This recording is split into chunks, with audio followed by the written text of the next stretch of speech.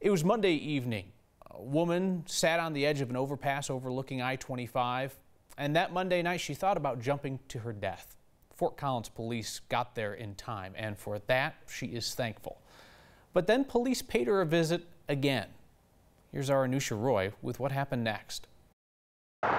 It was Labor Day weekend. Officers responded to the bridge at Prospect and I-25. People driving by saw a woman dangerously close to the edge. And we're trying to talk her away from the edge of the bridge.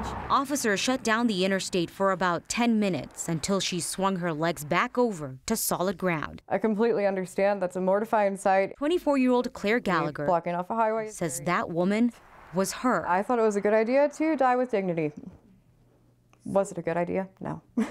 Life was particularly hard at that moment. I'd just gotten out of an abusive relationship, and I was also worried about money. But then officers showed up. I appreciate not getting arrested. This is from police body camera video. I don't think you should be arrested for getting depressed. We just want to help you. Claire says the officers were kind as they escorted her to the hospital. That happens to a lot of people. But then a few hours later, a Fort Collins police officer came back. He served me a summons for obstructing a highway. Claire was still in the hospital. It's not necessary to criminalize someone with depression. Our heart is with anybody who's dealing with a crisis in their life. Fort Collins police said that was not their intention, but they stand by giving the citation even though they know it's difficult for some people to understand. We're also accountable to our community, and if somebody falls or jumps or has off of a bridge, then they could kill another person. The police also said a citation can be a path to court-mandated mental health help. And say, let's have a little compassion for things that are going on, and rather than just issuing tickets and letting the district attorney figure it out later. Claire says she is in a much better place now, and with that, she says, comes an apology. Everyone that was on the highway that day, I am honestly sorry to inconvenience you. And an opportunity. If I can be out about my problems and my struggles, I can also be out about how that helps me.